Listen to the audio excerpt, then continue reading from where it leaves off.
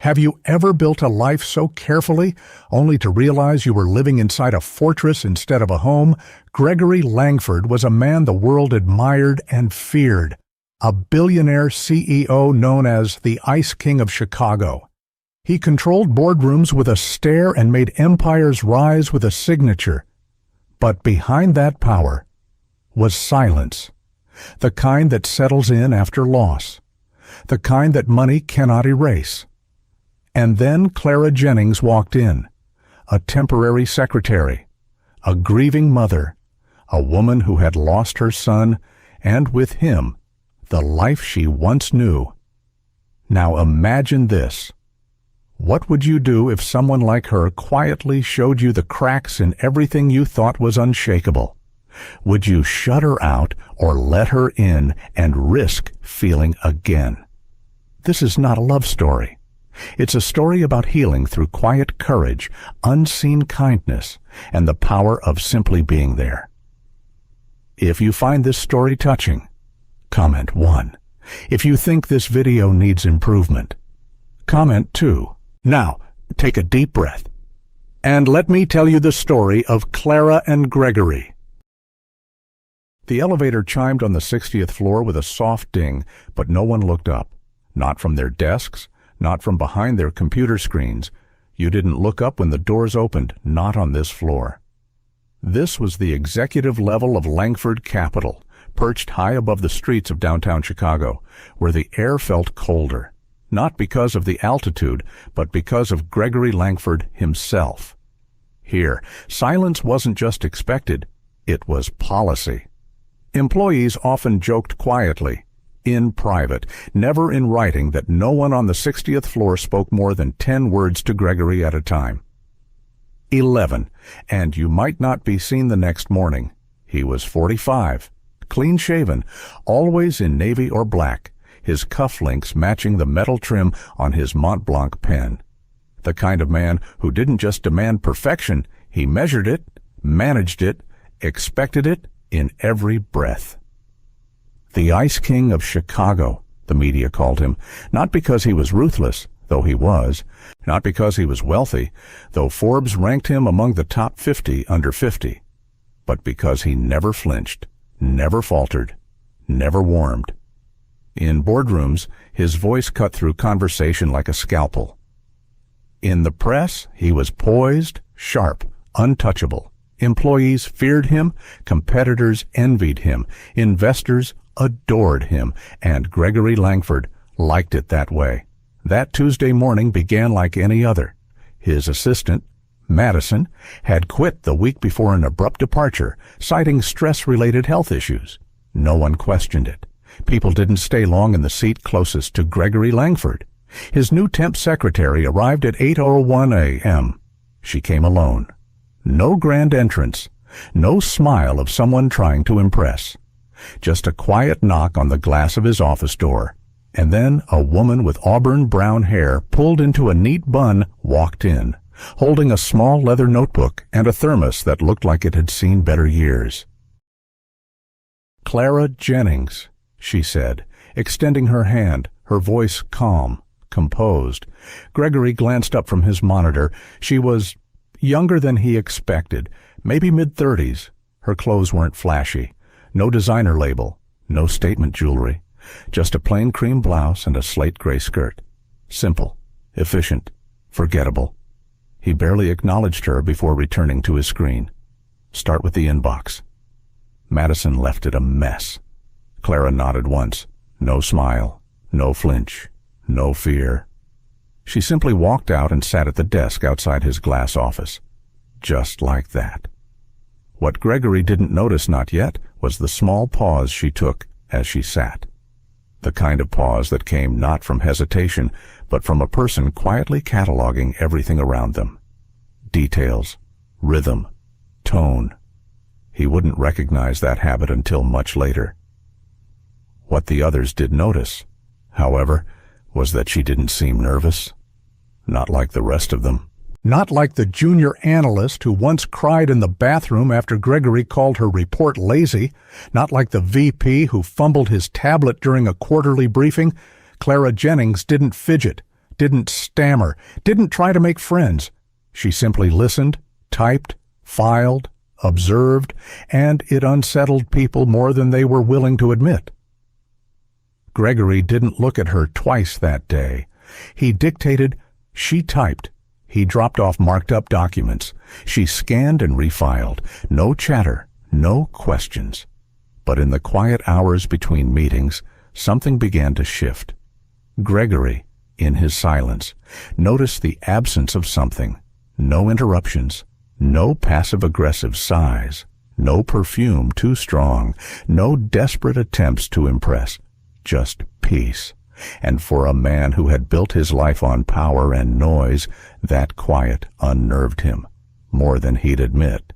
At 4:03 p.m., as he walked past her desk to grab a folder, Clara said softly, without looking up, "You have a meeting with Mr. Barrett at 5. He usually likes a warm room. Conference B has better heating than A." Gregory stopped mid-step. She hadn't been asked. She hadn't been told to schedule the meeting, and she certainly wasn't expected to know Samuel Barrett's room preference. But she had known. He turned slightly, studied her face. Clara looked up, met his eyes not with challenge, but clarity, just trying to make the room work for the people in it. She said, then went back to typing. Gregory said nothing, but inside his chest, something flickered, something he hadn't felt in years. Not attraction, not admiration, something stranger, curiosity. He walked away, but slower this time, and for the first time since the morning, he looked back over his shoulder. She was still typing, still calm, still not afraid. He didn't know then that Clara Jennings had once stood in front of classrooms full of restless teenagers. He didn't know she had buried her only child 3 years ago. He didn't know that being unshaken by him wasn't courage, it was consequence. There are certain things in life that break you so deeply that no man, no matter how powerful, can scare you again. But all of that would come later. For now, she was just the new temp, and he was still the Ice King. But the temperature had begun to shift. Clara Jennings never planned to work at Langford Capital. She didn't read business news, didn't care about stocks, didn't know the difference between Series A or B funding. 5 years ago, she was standing at the front of a classroom in Oak Park, teaching Steinbeck and Sylvia Plath to 11th graders, wearing cardigans that smelled faintly of chalk and lavender, living in a world of literary metaphors and parent-teacher conferences. Her voice had once been warm, animated. She knew how to command attention without raising it. Clara was a good teacher, one of the best.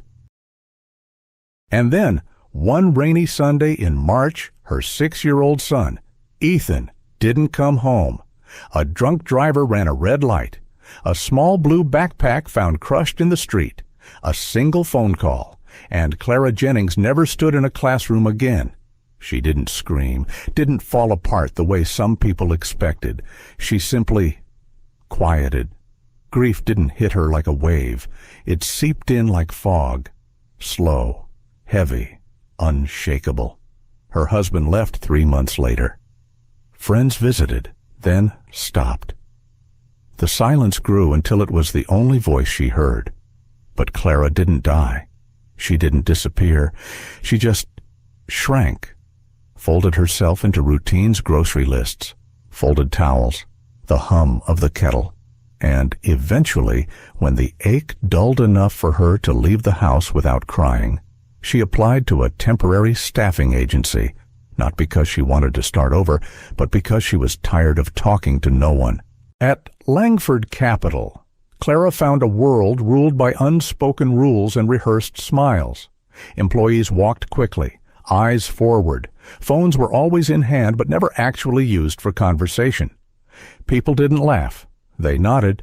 You could tell the veterans by how quiet they were in elevators, by how quickly they cleared their desks after giving notice, by how they referred to Gregory Langford as him never by name.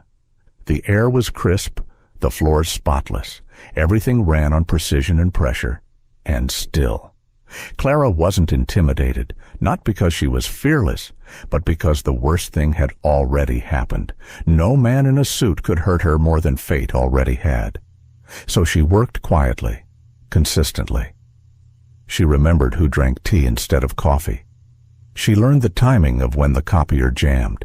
She kept tissues in her drawer for interns who didn't want to be seen crying. She didn't join in on office gossip or venting in the break room.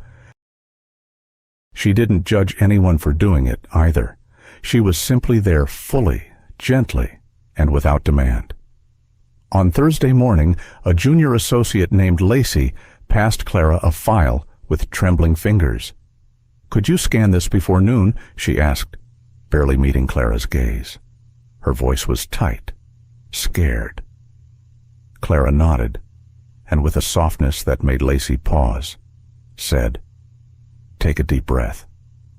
One mistake doesn't mean you're not good at what you do." It wasn't said to flatter. It wasn't said loudly. But Lacey blinked twice like she hadn't heard anything kind in weeks. And across the glass wall, Gregory Langford, who had just looked up from a morning report, watched the exchange. He didn't say anything, didn't react. But that afternoon, when he passed Clara's desk, and she quietly reminded him, "You skipped lunch again." Gregory paused, briefly, not because of the words, but because of how unaffected she was by his presence. Most people shrank when he approached. Clara didn't shrink. She didn't perform. She simply was. There was a gravity to her stillness. She didn't challenge him, but she didn't disappear either. And for a man surrounded by noise and strategy and power, her presence felt disarming. What Gregory couldn't see, what no one in that office could, was the invisible thread Clara carried every day. The photograph in her wallet, the locket around her neck she never took off, the way she always kept her inbox at zero because the only message she ever missed, the one that would have warned her about Ethan's early school release, still haunted her in ways she never spoke aloud. She didn't need this job, but she needed a reason to put on shoes each morning, and sometimes that's enough to make a woman show up even to the 60th floor of a building run by fear. At 5 Zornser P, as the office lights dimmed and most employees began their quiet exits, Clara remained at her desk, organizing files Gregory hadn't asked for. He paused at his door again, noticing the small tray she had placed beside his inbox, color-coded, labeled, simplified. "Who told you to reorganize this?" he asked. Clara looked up, meeting his gaze. Her voice was calm. "No one. I just thought it might help." He didn't respond, but he didn't object either. And as he stepped into his elevator alone as always, he tapped the folder once against his palm. Something about her stuck, not loudly, but deeply, like a song you heard once and couldn't forget. By her 4th day at Langford Capital, Clara Jennings had learned more than most did in 4 months. She learned that the intern, Mia, never drank her coffee. It just gave her hands something to hold during meetings. That the head of HR always wore shoes 2 sizes too small, maybe to feel grounded. That the man in accounting, who nodded too much, whispered numbers to himself when no one watched. But more than anything, she noticed how people reacted whenever Gregory Langford walked by. The atmosphere shifted like air pressure before a storm. Voices dropped, laughter evaporated, cups were lowered quietly to desks, like children hiding candy before the teacher walked in. Clara began to call them the silent cups, invisible moments of tension too small to be seen but heavy enough to feel. In the elevators, people became statues. In meetings, they agreed quickly even when they looked unsure. And if Gregory frowned during a presentation, the presenter's eyes would flicker, then drop, like a flame smothered too fast. To Clara, it wasn't just fear, it was chronic survival. She didn't judge them. Fear had many forms. She remembered how she used to rehearse conversations with Ethan's pediatrician, terrified of saying the wrong thing, how she'd freeze at the sound of a phone ringing. Years after that call, people coped in strange ways. Sometimes silence was safer than sincerity. But what caught her off guard was how easy it was to go invisible in a room full of noise. On Friday morning, Gregory arrived earlier than usual. He slammed a folder on his desk loud enough that even the assistant 3 doors down flinched. Who approved this version of the revenue forecast? He muttered, pacing. He didn't yell. He didn't need to. His words were like frost they cracked, then spread. He buzzed Clara through the intercom. She entered the room calmly, a legal pad in one hand, pen already clicked open. "Did you review this file before it was finalized?" he asked, not looking at her. "No, sir. It came through another department. But may I take a look now?" He handed her the folder without another word. She flipped through quickly, line after line, calculation after calculation. Then, with barely a pause, she reached into her notebook, tore out a small sheet, and wrote page 4, line 17. Sales projection assumes 2 facilities that were sold last quarter. She placed it on the folder and slid it back toward him. Gregory glanced at the note, then looked at her. "You're sure Clara didn't blink?" "Yes." A long pause filled the room. He took the folder, stared at the page, then without saying thank you or admitting the mistake, he simply nodded once, more to himself than to her. "Good catch." She left the room quietly. No one had ever handed him a correction like that before. Certainly not a secretary, and definitely not on a scrap of paper.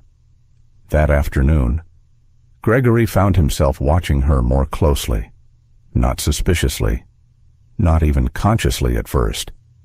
But when she moved through the office efficient, focused, he realized something odd. Clara wasn't intimidated by him, but she also didn't try to impress him.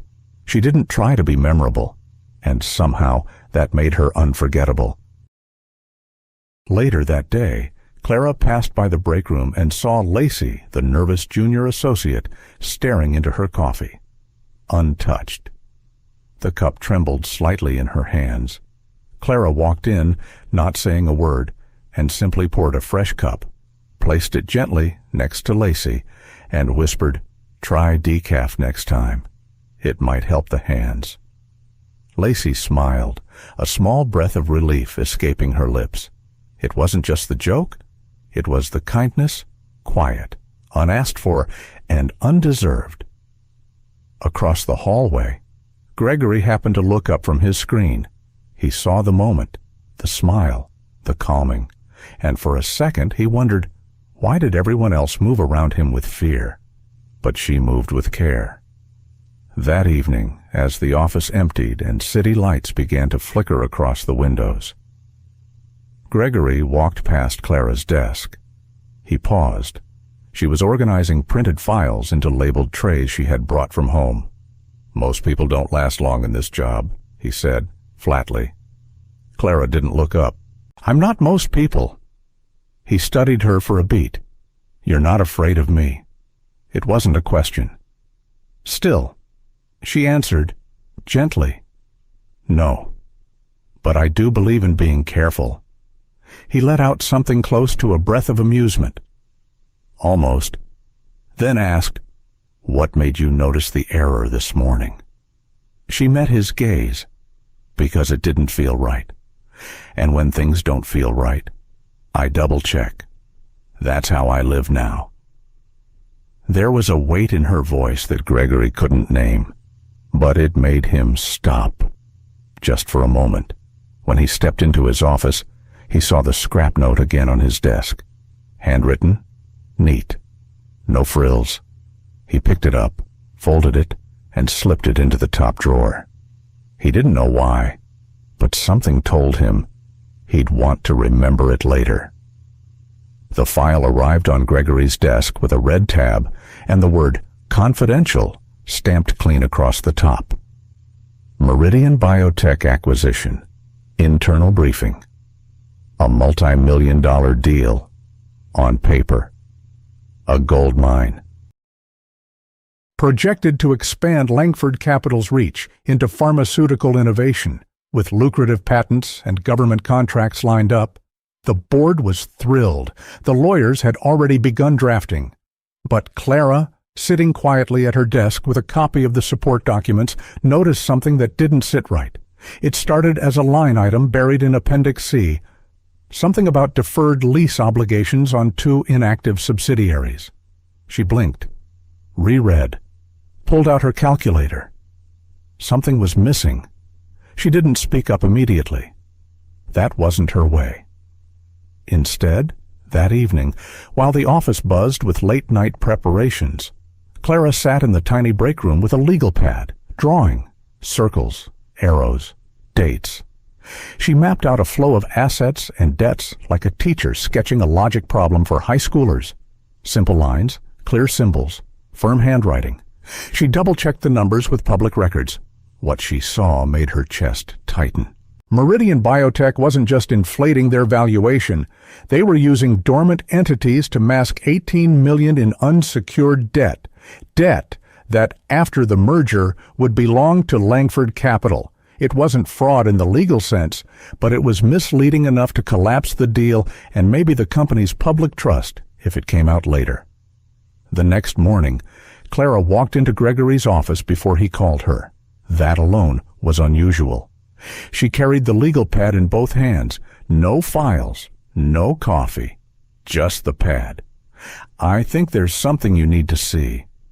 Gregory looked up, halfway through an espresso. He raised an eyebrow, but motioned for her to continue. Clara laid the pad on his desk and stepped back. The hand-drawn diagram wasn't fancy. No color coding, no slide formatting, just truth. Gregory leaned in, studying the web of connections. "Where did you get this all-public filings? Page 17 in their March disclosure contradicts what's on record with the SEC. Look here." She pointed to the dotted line. These 2 subsidiaries were liquidated last year. They shouldn't still be reporting asset flow through them. Gregory frowned. "And how do you know how to read this? I used to teach advanced logic and research analysis," she said simply. Old habits. He was quiet for a long time, then closed the folder on his desk. "I have a board meeting in 30. "Sit in?" Clara blinked. "Sir, bring the pad." When she entered the boardroom, 7 men in tailored suits and 1 woman in a crisp gray dress barely looked up. They had seen her before in passing. Another assistant, another temp. They assumed she was there to take notes. Gregory didn't introduce her. He simply opened the meeting and passed the pad down the table. "This is a risk analysis on the Meridian deal," he said. "It came across my desk this morning." One of the board members, Samuel Barrett, scanned the page and frowned. "Where's this from? Legal didn't submit this." Gregory looked at Clara, then back at the board. "It's from Ms. Jennings." A pause, a beat longer than it needed to be. Barrett scoffed slightly. "Your secretary, Gregory, didn't blink. She caught something our analysts missed." The room fell silent. Clara stood, hands calmly folded, eyes steady. Another board member cleared his throat. "With respect, Greg, we don't take merger advice from temporary hires." Still, Gregory said nothing, but instead of taking the pad back, he tapped the table gently, signaling they should keep reading. And they did. 20 minutes later, no one laughed. Questions flew around the table. "How do we verify this? Does this change the EBITDA calculations?" What else could be buried? Clara answered each one, softly but clearly. She referenced documents, quoted filings, connected dates. She wasn't loud, she wasn't boastful, but her words landed harder than any presentation the board had sat through in years. Because she wasn't trying to impress. She was trying to protect the company. After the meeting, Clara quietly gathered her pad and stepped out without a word. She didn't wait to be thanked. She didn't expect it. That night, Gregory sat alone in his office, her drawing laid flat on his desk. He had watched boardrooms go silent before plenty of times, but never like that. Never for someone with no title, no power, no agenda. He turned the pad slightly, looking at her handwriting. And for the first time in his career, he wondered how many times had he dismissed truth, just because of the hands that carried it in the drawer next to him, folded beside the first scrap note she had written days ago. He slipped the page in carefully. Then he turned out the light. Because Gregory Langford wasn't sure who Clara Jennings really was. But she was clearly more than a secretary. The following Monday morning, the sky over Chicago was gray and undecided, hovering between rain and fog. Gregory stood by the window of his office, a coffee cooling in his hand. He wasn't reading reports. He wasn't reviewing numbers. He was thinking about Clara, about her hand-drawn diagram, the way her voice had calmly dismantled a multi-million-dollar illusion in the boardroom, and about how, when the meeting ended, she didn't stay behind for praise. She just picked up her legal pad and left. That kind of clarity didn't come from ambition. It came from something older, deeper. He turned from the window, buzzed her desk. "Ms. Jennings, please join me, and bring your notes." Clara walked in, as she always did, measured, quiet, present. She carried the same worn notebook and a folder that looked like it had lived in a teacher's satchel more than a corporate office. "No slides?" Gregory asked. Clara blinked once. Expression neutral. "I find paper harder to ignore." He nodded, almost smiling. "I want you to present this to a few people. Analysts. Legal. I want their reaction firsthand." Her brows lifted, just slightly. "I'm not a financial advisor." "No," Gregory said, "but you're the only one who noticed the hole before we fell into it." The room was smaller this time. Intimate. Just 4 people, a senior partner from legal, 2 financial analysts, and Gregory himself. None of them had met Clara beyond a hallway glance. They expected a junior associate, a data-laden slideshow, an over-polished pitch. Instead, Clara stood at the head of the table with 3 sheets of paper, a pencil, and no apology. "Good morning," she said. "I'll keep this simple." She walked them through the structure she had mapped. Circles for shell companies, arrows for fund movement, asterisks beside key filings. Her voice was steady, calm, but behind it was something unmistakable, quiet conviction. No theatrics, no dramatics. Just, "This is what I saw. Here's why it matters." One of the analysts, young Sharp, clearly not thrilled, leaned back and said, "This feels like a stretch." "Are you a CPA?" noted. Clara replied, "I taught literature and logic for 12 years, but I learned early on that numbers, like words, can lie if you don't read them in context." The room fell still for a beat. Gregory, watching from the corner, felt it. That moment when resistance gives way to recognition. The legal partner leaned forward. "Where did you get these documents? All public. I can forward the links. And what's your recommendation?" "Not mine to give," Clara said softly. "But if this deal closes and the debt surfaces later, it won't just be a financial setback. It'll be a breach of trust." She paused. Langford Capital has power, but people remember integrity longer than influence. When the meeting ended, the legal partner stayed behind. "She's not wrong," he said to Gregory. "We'd better halt the review." Quietly. The 2 analysts left, murmuring between themselves, less defensive now, more concerned. Clara gathered her papers. As she turned to leave, Gregory said quietly, "Wait." She stopped. He stood, walked to the head of the table, and faced her. "You know what most people do when they want to be noticed?" he asked. "They decorate the truth," she replied. Gregory gave a small nod. "And you didn't?" "I don't need to be noticed, Mr. Langford," she said. "I just need things to make sense."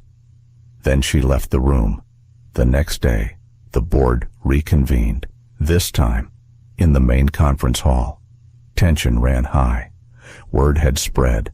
Clara's name was murmured in hushed tones. Some saw her as a risk, others a disruption. Gregory stood at the head of the table. "We're suspending the Meridian deal until further notice," he said flatly. Barrett frowned. Because of her, she brought forward concerns worth verifying. Gregory replied, "She's not even staff." Another board member snapped, "She's a secretary." That word hung in the air, sharp, loaded, diminishing, and for the first time, Gregory didn't just brush it off. He stood still, looked each man in the eye, then said, in a voice firm, "But even I trust the person who sees what no one else does." The room went silent. No rebuttal. No counter. Because when Gregory Langford spoke with certainty, people listened. But what surprised them all was why he believed this time. Not numbers, not titles, but instinct. And that instinct pointed directly to Clara Jennings. Later that afternoon, Gregory passed her desk. He didn't speak, just placed a fresh legal pad next to her old one. At the top, in his handwriting, "Keep seeing." No signature, no explanation. Clara glanced up. Their eyes met briefly. Not a smile, not a thank you. Just something quieter. Respect. That evening, as the last of the city lights blinked on and cleaners shuffled through the halls, Gregory remained in his office, leaning back in his chair. He wasn't thinking about reports or deals. He was thinking about the silence Clara carried like armor and the truth she delivered without raising her voice. In his world, influence usually came dressed in confidence, polished, packaged. But somehow, hers came wrapped in stillness, and it had done what no advisor, no strategist ever had. It made him listen. There were many things Gregory Langford didn't know about Clara Jennings. That had never bothered him before. He didn't make a habit of learning about employees' personal lives. In his world, efficiency mattered more than origin stories.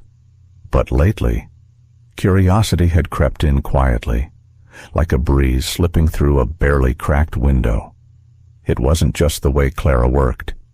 It was the weight behind her silence. The kind that didn't come from shyness, but from something much older, much deeper. She didn't speak unless necessary, but when she did, people listened. And now, Gregory wanted to know why. On a rare Thursday, without back-to-back meetings, he asked Lacey under the guise of reviewing HR files where Clara had worked before. An Oak Park public school, she said, scrolling, Eastmore High, English department. He thanked her with a nod, then stepped into his car that Saturday morning, not entirely sure what he was looking for. Eastmore High sat on the edge of a tree-lined suburb, its brick facade softened by ivy and decades of memories. It wasn't a prestigious school, no banners of national merit or athletic championships, but there was something settled about it, lived in. Gregory walked through the front doors slowly, unannounced. He didn't wear his tailored suit that day. No tie. Just a navy sweater and jeans.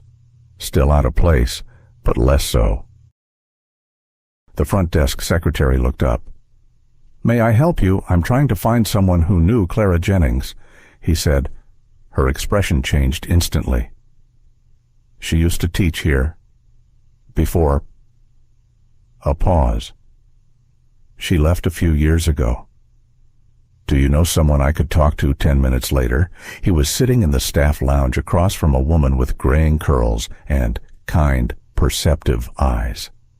Donna Pierce. Retired now, but had once shared the classroom next to Clara's. She never just taught books, Donna said, stirring her tea. She taught kids how to feel seen, how to speak when their homes were silent. Gregory listened quietly. "I remember one student," she continued, "a boy who stuttered badly, wouldn't read aloud. Clara gave him extra time, let him write instead. By the end of the year, he stood up in front of the class and read a poem he wrote himself." She smiled. Clara clapped the loudest. Gregory leaned in. Why did she leave? Donna's smile faded. She lost her son. A long silence stretched between them. She took a short leave at first. We all thought she'd come back. The classroom waited for her. Her books stayed on the shelves for months. But Donna's voice softened. She never returned. Gregory walked the halls afterward. Posters still lined the walls. A smell of pencil shavings and printer ink lingered in the air. Outside, he found a row of benches under a maple tree just beginning to turn gold with fall. He sat nearby. There was a small student garden marked with painted stones. One stone caught his eye. Blue, faded. "Mrs. Jennings taught me how to be brave with words. C. J. Class of 2015. He read it 3 times. A simple tribute. But to Gregory, it thundered louder than any plaque on a boardroom wall. Because in that moment, he understood something he never had before. Clara hadn't stopped teaching. She had just changed classrooms. Back in the car, Gregory sat for a while before starting the engine. He thought about all the resumes he'd ever seen polished, rehearsed, lifeless, and how Clara's never made it to his desk because she hadn't come for recognition.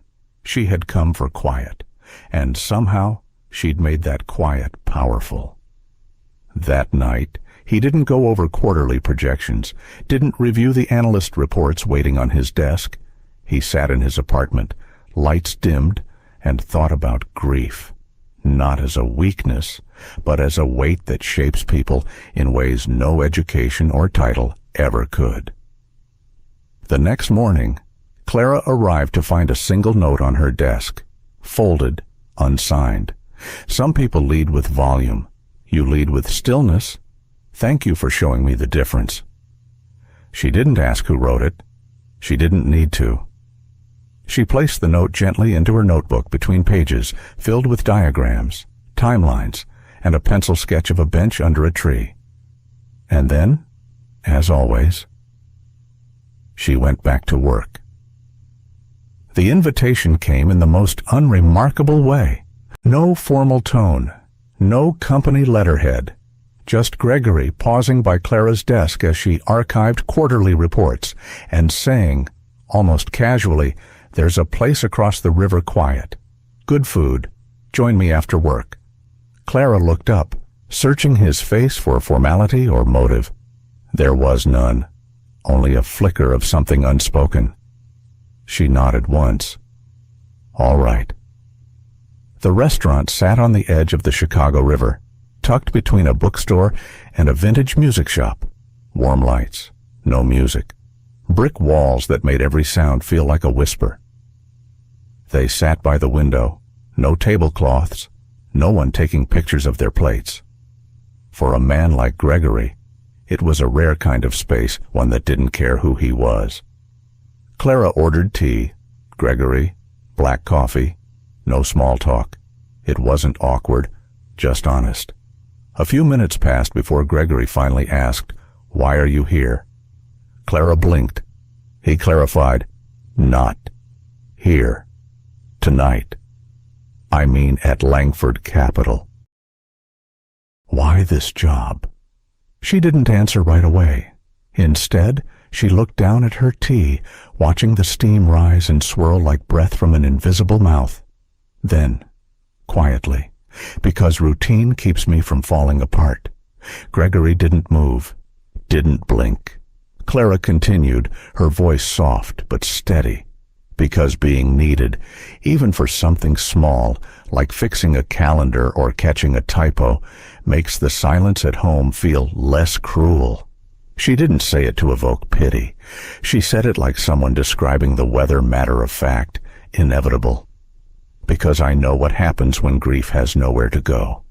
It starts folding you in on yourself. So I get up. I get dressed. I go somewhere I'm expected. And that's enough. For now. The server came to refill water glasses. Neither of them noticed. Gregory had sat through hundreds of business dinners. He had heard men lie through their teeth. He had seen people spin pain into polished narratives. But Clara didn't spin. She let her truth sit on the table unadorned, unguarded. And it did something to him that no negotiation or confession ever had. It made him feel still. For a moment, he forgot the stock prices, the investors, the board's cold stares. He remembered a hospital waiting room instead, his mother's face as the doctor closed the door, the sound of his father's shoes tapping against linoleum. Too fast, too loud, too late. He remembered not knowing what to say, how silence, for the first time in his life, had swallowed him whole. He looked at Clara now, and something softened, not on his face, but in his chest. "No one ever tells you," he said quietly, "that success doesn't shield you from loneliness. It just gives you more places to hide it." Clara looked at him then, not surprised, not curious, just open. They didn't talk much after that. They didn't need to. The city lights danced across their table. Strangers laughed softly at nearby tables. But their corner remained untouched by noise. They paid in silence, walked out into the chill of early evening without rushing. Outside, by the river. Gregory stopped. His hands were in his coat pockets, his shoulders slightly hunched, not from the cold, but something heavier. "I didn't ask you here to pry," he said. Clara nodded, and I didn't answer to impress. They shared a quiet smile. Thin, fleeting, but real. She glanced at the water. "You ever wonder if some people are just meant to survive, not shine?" Gregory was quiet. "Then I think some people shine in ways that don't blind. They warm." Clara said nothing, but her breath caught slightly. That was enough. When they parted ways at the corner, there was no promise of another dinner, no invitation back to his place, no lingering stares. Just a soft, "Good night, Clara," and her reply, "Good night, Gregory." Two names, finally spoken without titles. Two lives, once sharp and frayed, now gently stitched together, not by romance, not yet, but by something rarer, recognition. The office was nearly empty by 9:45 p.m. Most floors of Langford Capital had gone dark, just the cleaning crews and the occasional flicker of monitors left behind in rush. But on the 60th floor, two lights still glowed, one over Gregory's glass-walled office and the other above Clara's desk. Gregory stood at the whiteboard, sleeves rolled, tie draped over the back of his chair. Clara sat cross-legged on the floor, notepad in hand, a pizza box open between them. They weren't working late because of a deadline. They were working late because something had finally come alive. It started with a simple question. That morning, Gregory had asked Clara almost offhand what she thought of a new healthcare investment opportunity. "It's profitable," she said. "But would you put your mother in one of their care facilities?" Gregory had paused, blinked. He hadn't thought about it that way. He hadn't thought about his mother in years. By noon, Clara was outlining a new approach to investments, guided not just by market projections, but by human consequence.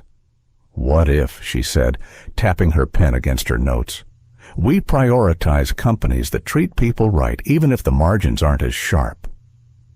Gregory scoffed at first. Investors don't pay for kindness. But she just looked at him. "Don't they?"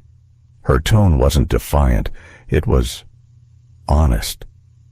That evening, he canceled his dinner reservation and asked her to stay. Now, hours later, the whiteboard behind him was crowded with arrows and handwritten notes, transparent labor practices, affordable long-term outcomes, generational impact, quarterly return. Gregory, for the first time in his professional life, wasn't directing. He was being led. And surprisingly, he didn't mind. Clara stood and joined him at the board, reading one of her scribbled phrases aloud. "Do good, then do well." Gregory laughed an actual laugh. "Sounds like a bumper sticker." "Maybe," Clara said with a smile. "But what if it's true?" He looked at her, then not like a CEO sizing up a proposal, but like a man seeing something in someone he hadn't seen in years. Not competence, not loyalty, but clarity. Around 11 p.m., Clara slid to the floor again, arms draped over her knees. "You know," she said, reaching for a slice of cold pizza, "the last time I stayed up this late, I was building a cardboard solar system with Ethan. He thought Pluto should still count." Gregory sat beside her, carefully, like the moment might break. "He's right," Gregory said. "No one likes being demoted." Clara let out a soft, surprised laugh. Gregory smiled. It was the first time he'd heard that sound from her, and it felt like home. Not a place. A moment where neither of them had to pretend. There were no contracts between them, no implied promises. Just two people, long practiced in loneliness, now collaborating in the dark not to fill silence, but to give it meaning. Gregory looked up at the board again, then at Clara, sitting beside him in worn heels and ink-stained fingers. "I've run this company for almost 2 decades," he said, "but tonight it feels like I just started understanding what it's for." Clara didn't say anything right away. She reached into her bag, pulled out a small sticky note, and wrote something. Then, carefully, she placed it at the center of the whiteboard. "You don't need saving. Gregory, you just needed someone to sit beside you in the dark." He stared at the note, not because it was dramatic, but because it was precisely true. All these years, Gregory had built empires out of silence, intimidation disguised as control, distance as a leadership tactic. But Clara didn't try to fix him. She simply sat beside him, and in that stillness, something uncurled inside him, something almost forgotten. Relief. They didn't talk much after that. The clock moved past midnight. The board faded behind layers of tired laughter and half-finished diagrams. At 12:27, Clara gathered her things. Gregory walked her to the elevator, not because he had to, but because he wanted to. At the doors, she looked at him and said softly, "You'll forget most of what we wrote tonight by morning." He tilted his head, "But you'll remember how it felt." Then she stepped inside. No hug, no promise, no plan. Just that feeling, something settling, not ending. Gregory didn't go back to his office. He stayed by the whiteboard, staring at the sticky note. His empire would still be there tomorrow, but for now, in this sleepless night, he had found something rarer than power. He had found peace. The late afternoon sun filtered softly through Clara's apartment window, casting golden streaks across her bookshelf and the faded fabric of her old reading chair.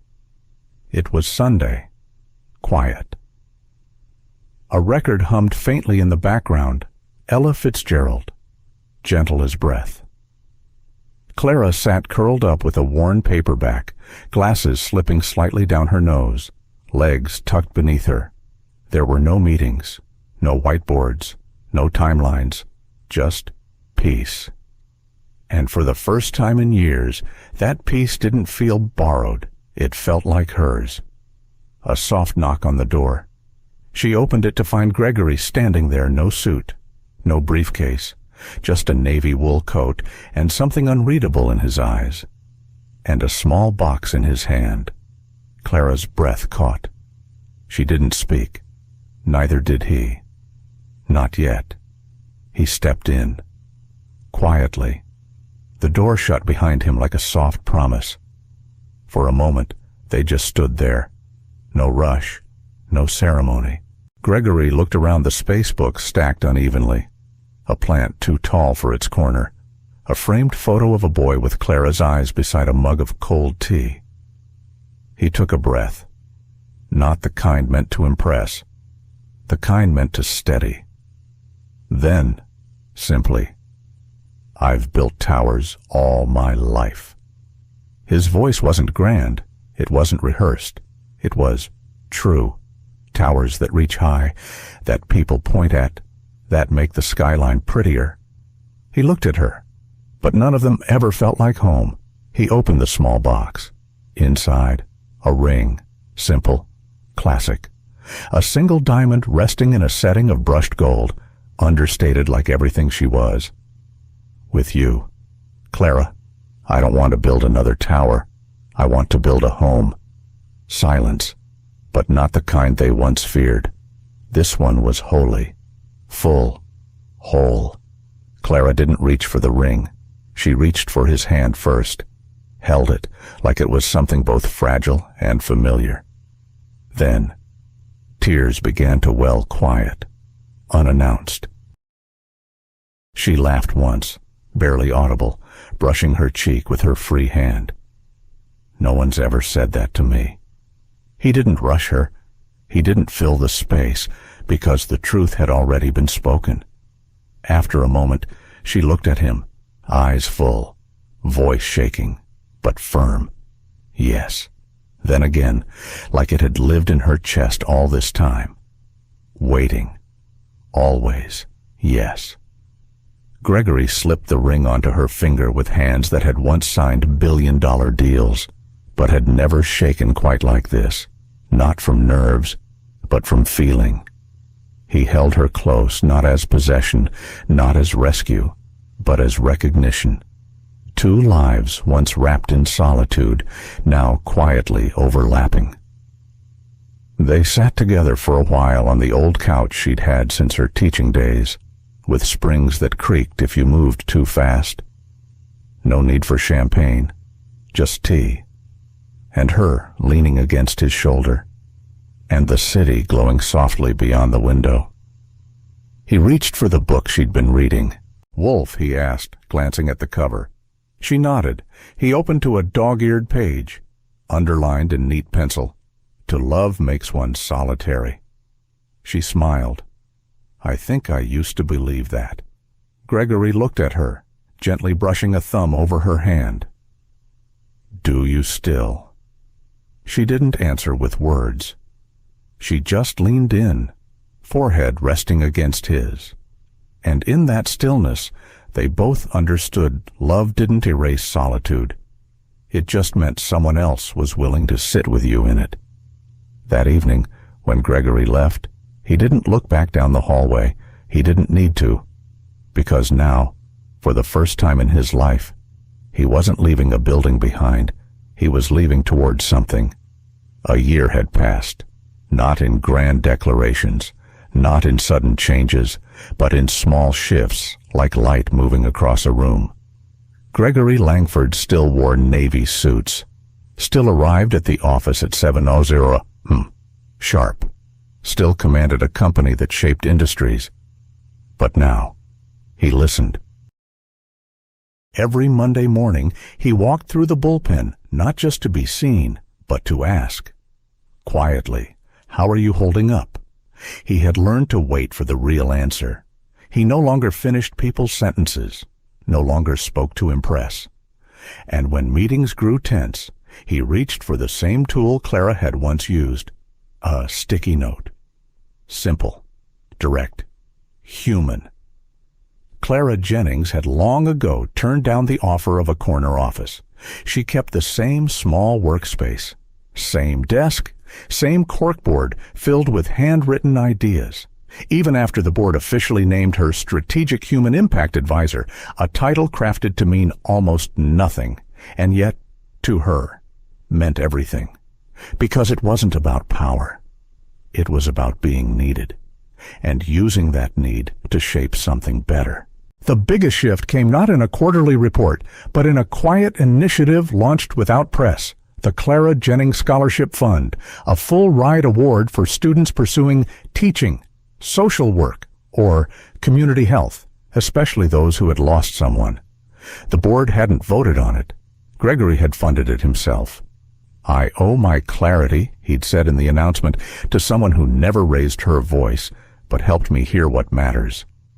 Lacey, the once timid junior associate, had grown into a confident team lead. Barrett from the board had quietly retired. And the whiteboard in Gregory's office now bore phrases no analyst would have written 5 years ago. Empathy scales, long-term trust, sustainable growth. Ask, then answer. The culture at Langford Capital didn't change overnight, but it changed. And Clara, with her notebooks and gentle eyes, had become something no policy could replicate, the conscience of a company.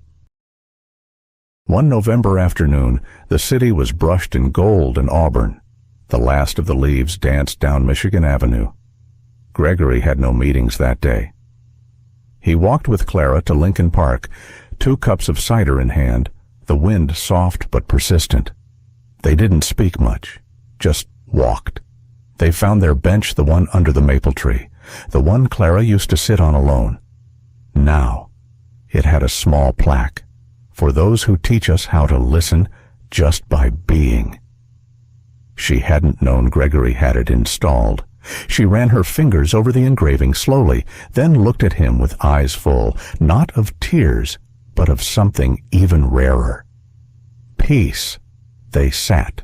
Cars moved in the distance. Children's laughter floated from the playground. The breeze carried the smell of cinnamon and early snow. And in that still, golden quiet, Gregory spoke. "Do you remember the first time we met?" Clara smirked. "You didn't look at me once. I was afraid of what you'd see," he said. She turned to him, voice steady. "And now I hope you never stop seeing." He reached for her hand, not with urgency, but with reverence. They sat in silence, their fingers laced, the kind of silence not made of absence, but of understanding. There had been no dramatic confrontations, no enemies to vanquish, just 2 lives, stitched together across sleepless nights, lost sons, broken pride, and a shared hunger to be useful again. Gregory had built towers, but in Clara he found something rarer than legacy. He found home. And Clara, who once believed her days of purpose were buried with her child, had discovered, through Gregory, that impact wasn't about being loud, it was about being steady. As the sun dipped lower and the wind carried whispers through the trees, a narrator might have said she didn't just silence him, she helped him hear what truly matters. But no narrator spoke. Only the wind, only the city, only 2 people, quiet but mighty. As we grow older, we often learn that the loudest voices aren't always the wisest, and that the greatest changes sometimes begin in silence. This story reminds us that healing doesn't always come from grand gestures. Sometimes it arrives in a quiet room, through someone simply choosing to stay. Gregory had all the success the world could offer, yet what truly transformed him wasn't wealth or influence, but one woman's steady presence and quiet courage. Clara didn't try to fix him. She didn't need to be right. She just listened, And in doing so, she gave him space to become someone better. In our own lives, maybe we don't need to be strong all the time.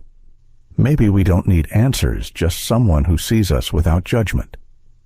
So today, whether you're the one carrying grief or the one sitting beside it, remember kindness matters, presence matters, and even the softest voices can leave the deepest echoes.